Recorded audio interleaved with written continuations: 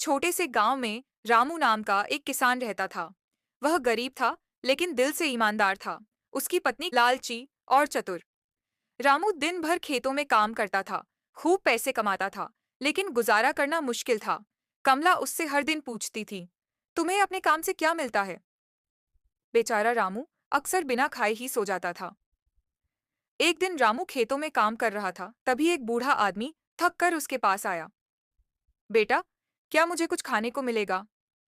रामू के पास सिर्फ एक रोटी और सब्जी थी, जो कमला ने उसके लिए दी थी। लेकिन बिना सोचे समझे उसने वह खाना बूढ़े को दे दिया। बूढ़े ने कहा, बेटा, तू भूखा रह गया, अब क्या खाएगा? रामू मुस्कुराया, बाबा, मुझे भूखा रहने की आदत है।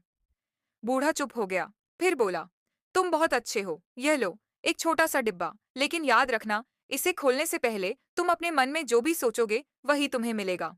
यह कहकर बुत वहां से गायब हो गए। रामू घर आया और कमला को सारी बात बताई। उसने सोचा, काश मुझे कुछ गरम खाना मिल जाता। उसने डिब्बा खोला और तुरंत ही खाना उसके सामने आ गया। रामू और कमला दोनों हैरान हो गए।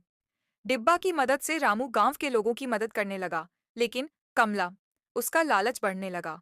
एक दिन वह चुपचाप डिब्बे के पास गई और बोली, मुझे बहुत सारा सोना चाहिए। फिर एक पत्थर पर लिखा था, यह डिब्बा केवल रामू का सम्मान करता है। उस दिन कमला को समझ में आया कि असली धन उदारता और मानवता है। उसने रामू से माफी मांगी और दोनों ने मिलकर डिब्बे का उपयोग केवल अच्छे कामों के लिए